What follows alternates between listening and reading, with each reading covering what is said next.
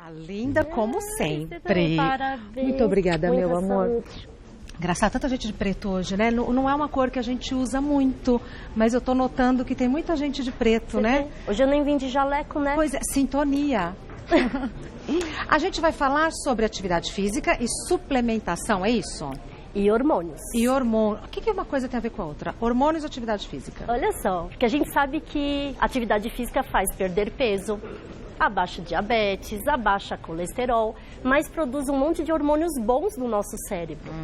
Então, catecolamina, epinefrina, hormônios que dão prazer, dopamina. Então, atividade física é muito bom para quem tem um pouco de depressão, que está desanimado, dores no corpo. Ajuda mesmo. De verdade. Mesmo, tá. Dores no corpo a gente sente mais rápido do que depressão. Ajuda na depressão também, doutora Maitê? Ajuda, porque a gente libera endorfina com a atividade física. A endorfina, ele é um analgésico natural.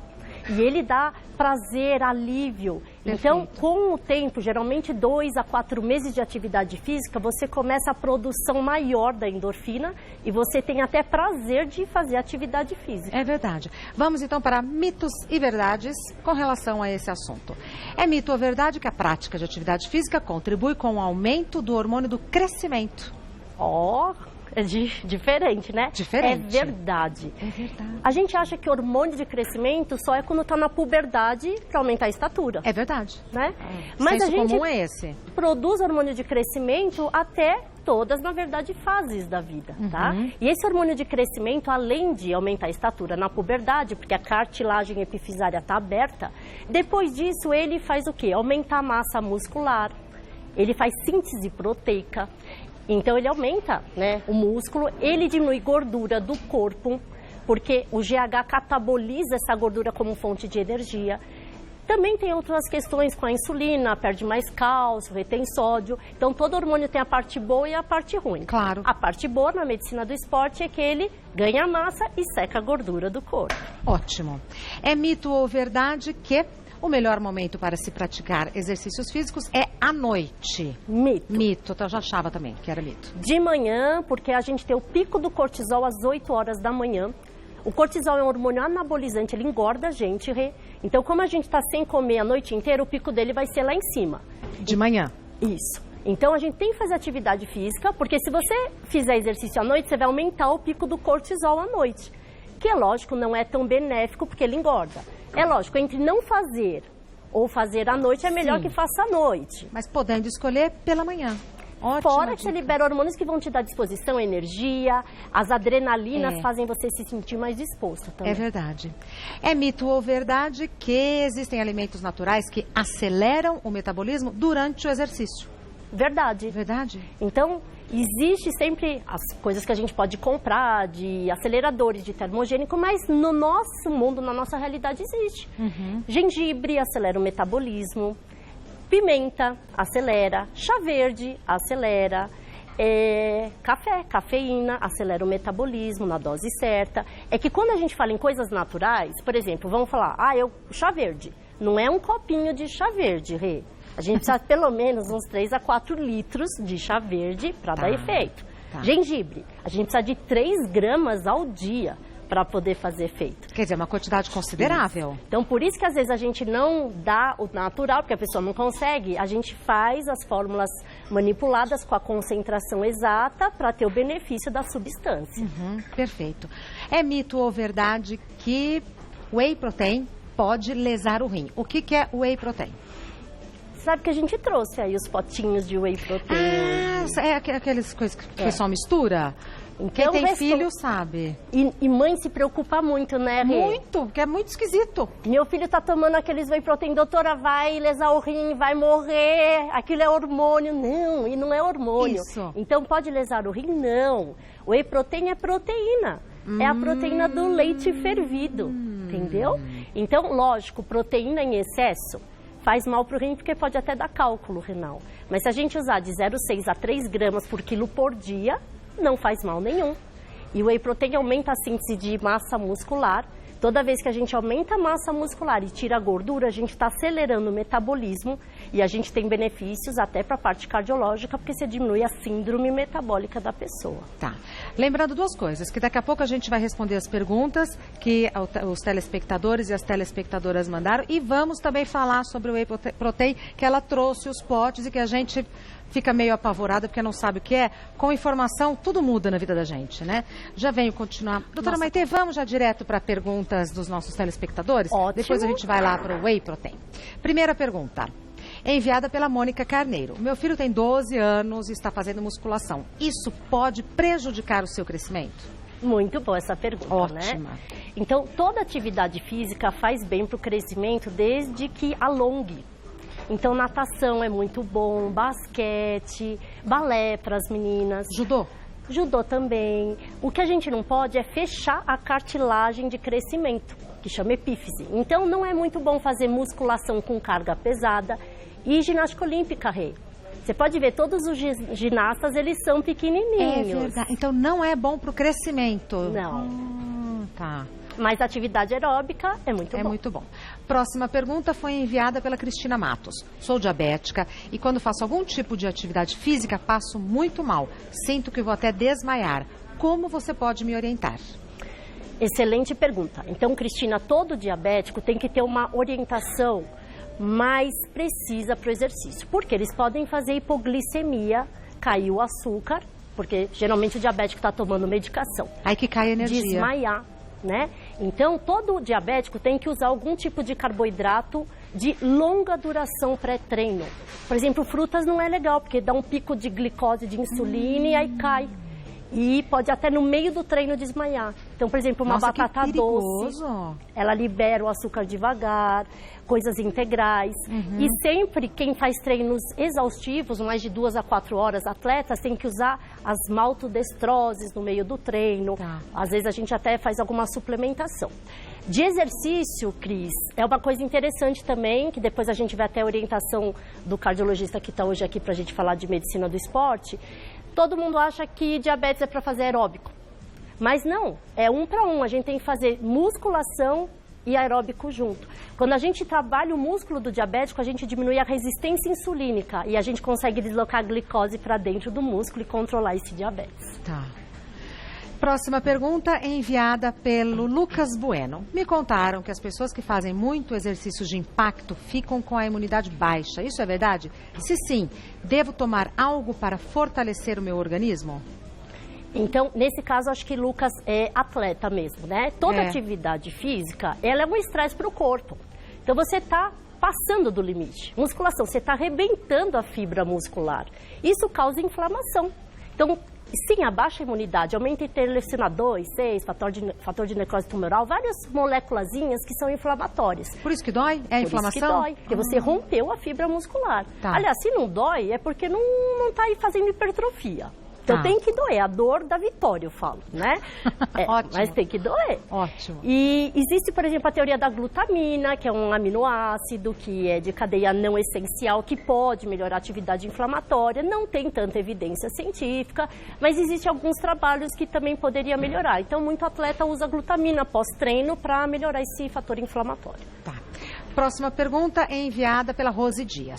Posso usar termogênico para emagrecer? Existe algum tipo natural?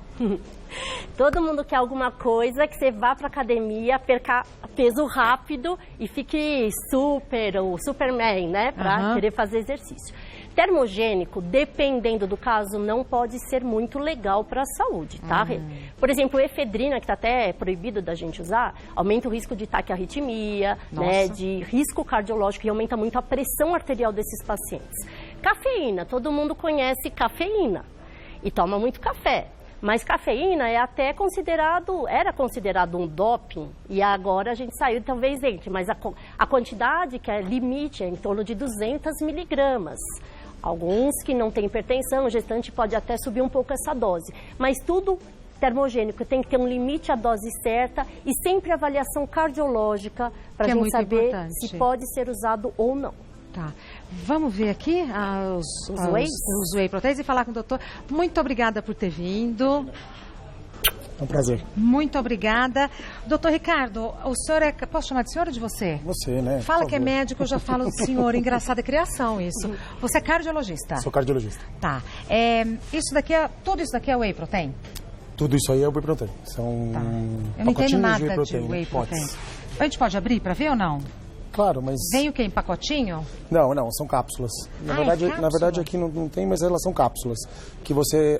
são pós, são pó que você mistura na água ou no leite e você toma após a atividade física. Tá. E não compromete em nada?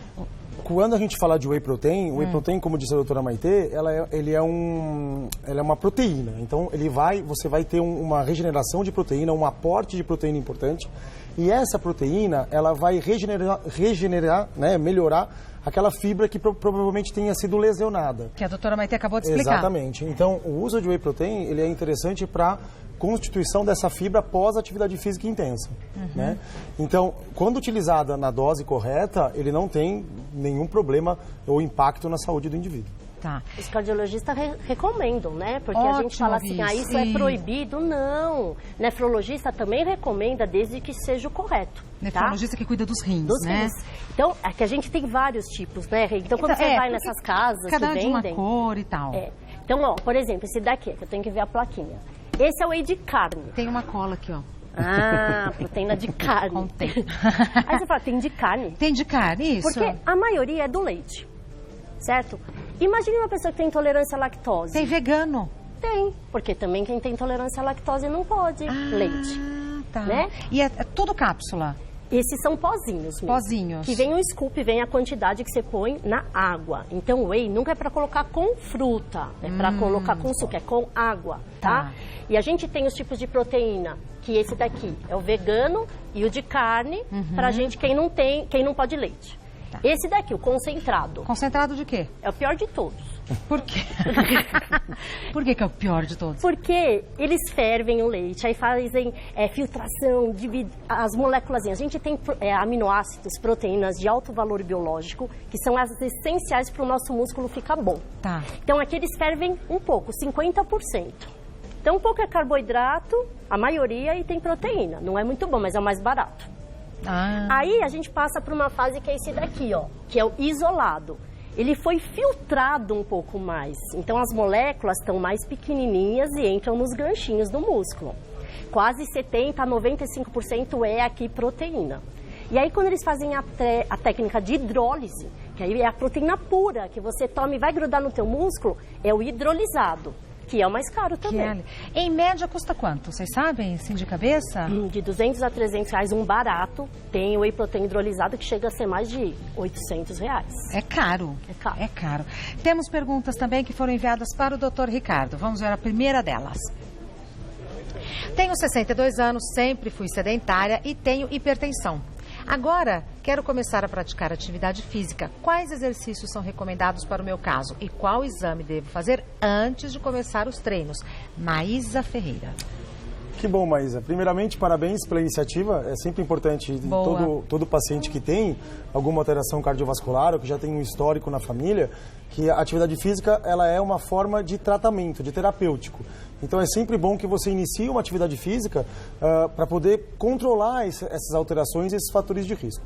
É claro que toda vez que você tem uma alteração ou uma doença, é importante que você faça uma consulta médica inicial para saber se você pode realizar algum tipo ou não de atividade física.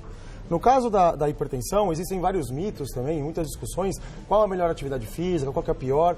O que a gente sabe é que qualquer tipo de atividade física realizada em pacientes hipertensos, ela traz benefício. A longo prazo, ela faz com que os níveis de pressão arterial caiam. Então, ela é como se fosse uma terapia. Em muitos casos de pacientes com hipertensão leve, aquela do primeiro estágio, que não é tão alta, nem remédio é necessário. A gente consegue tratar os indivíduos com a própria atividade física. Atividade física?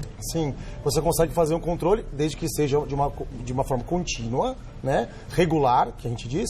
E é super importante que também tenha um limite. Eu costumo brincar que a atividade física é como se fosse um medicamento. Vai trazer benefício, é para ser utilizada, mas também quando em excesso ou feita de uma forma não regular, ela também pode trazer problemas. Precisa de supervisão. Sem dúvida nenhuma, né? E uma avaliação inicial. Não, eu queria só comentar em relação à pergunta, quais os exames iniciais? Primeiro, passar num profissional, né? Num médico que te avalie e veja se o caso de você já ter hipertensão, se não tem alguma outra doença associada que faça com que você tenha hipertensão. E aí você tem que primeiro tratar. Mas na maioria dos casos, a gente sempre pede uma avaliação médica e um eletrocardiograma, que já é o suficiente para poder iniciar as práticas de atividade física. Quer dizer, não é complicado. Não é na verdade, quanto menos complicar, melhor. Exato. E faz toda a diferença, né, doutor Ricardo? Faz toda a diferença. Próxima pergunta. Nara Dutra, tenho histórico de infartos na família, incluindo meu pai. Posso fazer qualquer tipo de exercício físico? Muito boa pergunta, Nara. Inicialmente, sim, você deve, até porque você já tem um histórico familiar, né? Eu não sei o motivo pelo qual o seu pai infartou, mas a genética é uma das causas de infarto, então você já tem um quadro na família, então é importante que você se previna, que você tenha prevenção. E a atividade física é uma forma de te dar a saúde e prevenir que você tenha outras doenças. A gente sabe que a atividade física melhora o nível de pressão arterial, a atividade física melhora a diabetes, a atividade física melhora até certo ponto o colesterol. Então ela te traz um benefício que, mesmo você tendo fator de risco por causa do seu pai, você consiga diminuir a chance de ter algum evento cardiovascular. Então, é importante, sim, você deve fazer atividade física. Agora, qual, né? A grande pergunta é, eu posso sair andando na rua independente?